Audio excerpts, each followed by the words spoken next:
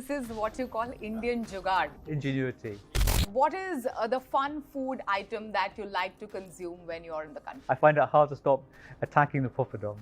Wish list for the WPP leaders in the country. Let's start with CVL. Happiness. Happiness. Hello and welcome to this special. I'm Shabani Gharat.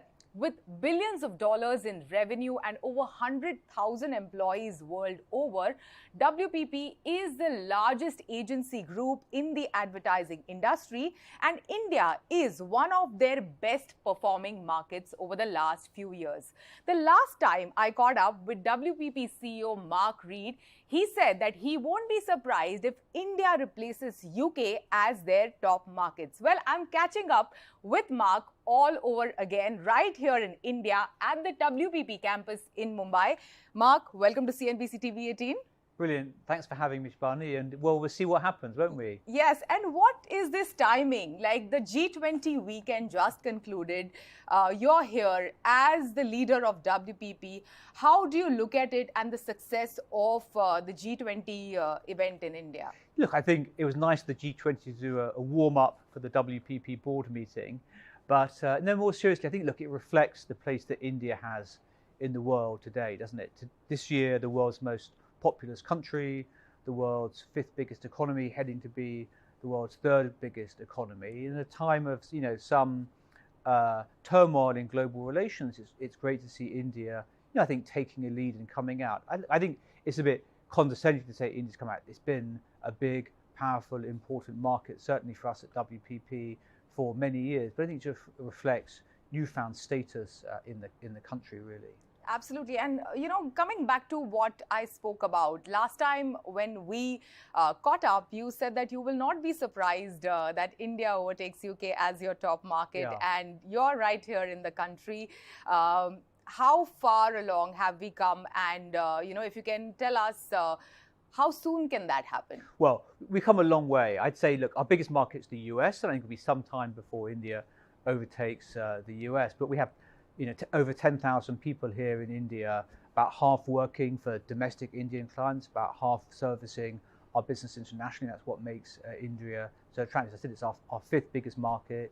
It's grown 20% compound over the last 5 to 10 years, been our fastest growing market. Our fastest growing market again in 2023. So, I think we could double the size of the business here in the next 5 years, and that would take India, certainly by headcount, over the size of the UK. So, in that sort of time period, I think. Yeah, and 10,500 employees, if I'm not mistaken. Yes. A plethora of agencies, including creative, media, CX and more.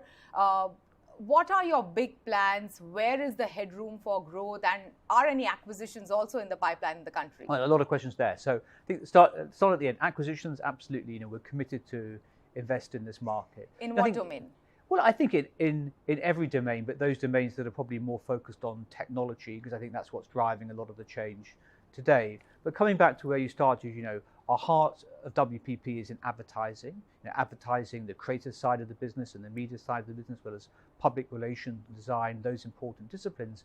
But our business has changed fundamentally over the last 5 years. We're helping clients build websites, implement CRM systems. I've just come from our new creative technology lab that we inaugurated today here in Mumbai that helps clients build AR, augmented reality, virtual reality programs, a big Coke studio promotion in a virtual world. So I think the breadth of our offer is reflected in what we do here today in India as well. Yeah. The last time you visited the country was prior to the pandemic. Yes. Right?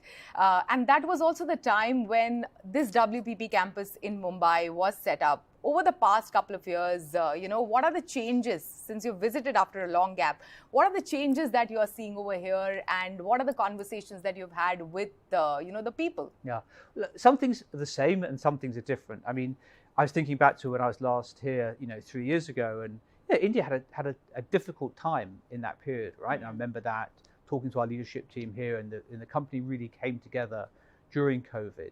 It's great to see people back in the office. The office is as busy and as vibrant as I remember it when I was here 3 years before. So I think that part of what we're doing is the same. I think creativity is still important in our business. It's what makes WPP special, but technology has become even more important. And in this era of AI, and I'm sure we'll get on to talk about AI a little bit in our discussion, technology is at the heart of what is changing marketing. It's changing how consumers access media, how they communicate, what they can have. We see the use of technology in India. I mean, it's an amazing explosion of digital payments, of government infrastructure. All of that is enabling, a revolution in the communications industry, revolution in the commerce industry, how companies communicate and sell. And WPP is at the heart of that for its clients. Yeah. Mark, you mentioned technology and creativity. And last time we spoke, I remember you speaking on how technology and creative skill set is something that India has in abundance. Yeah. How is WPP leveraging that? Well, I've been thinking this notion of sort of imagination and intelligence, creativity and AI. I mean, those are the two skills that the world is going to need in the future. And you're right, India has those in abundance. Take creativity, India's long been a creative heart for WPP. Piyush Pandey, a venerable creative director, and he's one of many that we've had, but iconic creative figure. We know the type of work that India has done, not just for the Indian market, but for the global market. We won a titanium line and canned line festival work we did for Cadbury, yes, between Ogilvy and Wavemaker, 2 years in a row. So I think we know that creative skill that India has, but we also know the technology depth you have here from the SIs, Infosys, Tata, HCLs, those companies. And we at WPP have many of those skills. As I said, we have about 10,500 people, half work domestically, half really work for the global business, primarily in technology roles. And you can see how we have the ability to build real centers of deep expertise that serve the global organization and global clients here and enable us to use, effectively what we're doing is, what are we doing? We're using technology to bring those ideas to life for our clients. Yeah, and have you met up with the clients while you're here? Well, we're seeing a lot of clients here. Our biggest client here in the market is Hindustan Unilever, yeah, an iconically successful Indian organization. We were lucky just to win the Maruti Suzuki business, one of India's largest advertisers, earlier this year. We work probably with more than 40 of the top 50 clients in this market. And I know, what will I hear from them? I know we'll hear the importance of creativity, the importance of helping them to transform their business, the importance of marketing to India, which is, we think of it as one country maybe from the UK, but we know India is many Indians. It's a very vibrant country, it's different in its ways. It's also a young country. And a young country, yeah, yes, absolutely. And Indian businesses have their own way of doing things, including, the established ones and Indian entrepreneurs. Yes. So, what are some of the learnings that you've taken from the Indian business leaders, if you can share some of those with us? Yeah, look, I was thinking, what's amazing is the success of Indian business leaders around the world. I was in Seattle a couple of months ago. I was lucky enough to see Satya Nadella, who runs Microsoft, Laxman, who runs Starbucks. We have many great Indian CEOs of our clients, Arvind Krishna, IBM, to Sundar at Google. So there's a real depth of Indian talent running global businesses. We can learn a lot from these people, about humility, about ambition, about caring for people and the role business plays in society. So there's a lot, I think, that for us to take from Indian business leaders. Yeah, and we have the general elections coming Yes. up in the year 2024. What are the things that will, according to you, will be game changer for, the upcoming general elections, Mark? Well, I'm not a political expert, but, and I think far be it for me to sort of pronounce the Indian elections. I think that we'll see a much greater use of social media and new communication techniques in all of the elections in the US. And here in India. I think there's something we need to watch out for, how AI is being used, and people, I think, legitimately have some concerns about that. Yes. So I think that elections are always sort of fraught times in many ways, but also bring a sort of renaissance in the economy. So it'll be an interesting few months. And elections are generally good for the advertising industry, advertising business as well. There is US elections 2024 happening along with the Indian general elections. So what are your expectations as far as business is concerned? Well, I think, look, politicians like to see the economy doing well in an election year. I think that's probably the best way to say it. Although in the US, because of the amount of money that political parties invest in advertising, it does tend to push up prices, which can be helpful to the economy. But I don't think that's the major thing. I think it's a time of great political uncertainty, isn't it, about what direction the world is heading. And we see that in many countries. Certainly in the US, I think it's an election that's I wouldn't even say it's too close to call, it's too uncertain to see what will happen, and many different versions of the future, depending on how it does unfold, really. Yeah, Mark, you have lowered your annual growth forecast for the second half of the year. Do you see a glimmer of hope around the holiday season in 2023 as the year ends? Look, I think that the second half of the year is always a busy year for advertising. In fact, our forecast for India for a much stronger second half than first half. I mean, because of Diwali and all the festive season. Yeah, well, we have very, very strong growth in the first half of last year.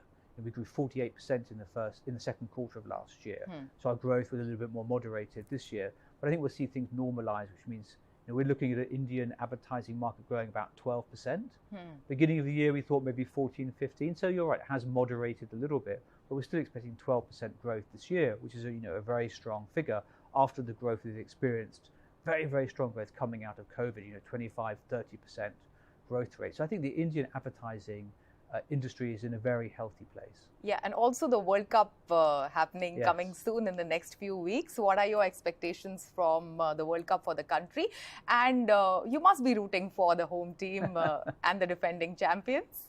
Yeah, no, I think we are. Look, I think sports events, become increasingly advertising events.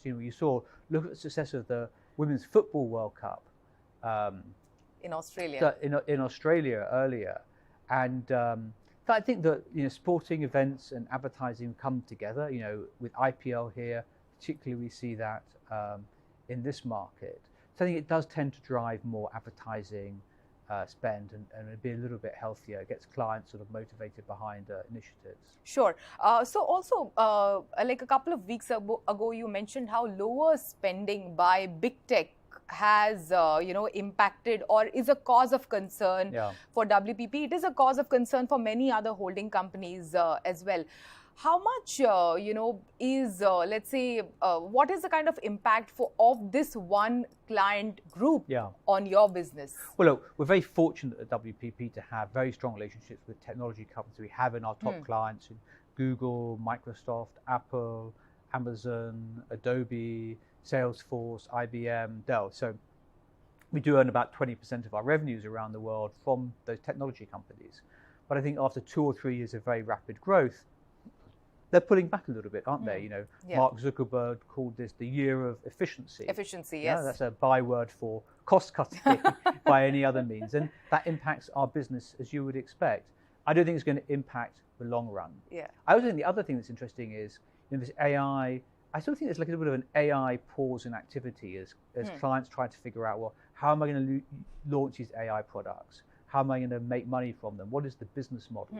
So I think it's a little bit of a sort of shift from the products they were marketing in a before AI world to marketing in a post-AI world. But I have no doubt that those companies are going to continue to invest in marketing to tell the world about the products that they're launching and get people to use them, get consumers to use them. Sure. And it is time for a short break. This conversation with Mark Reed will continue. You don't go anywhere. We will be right back.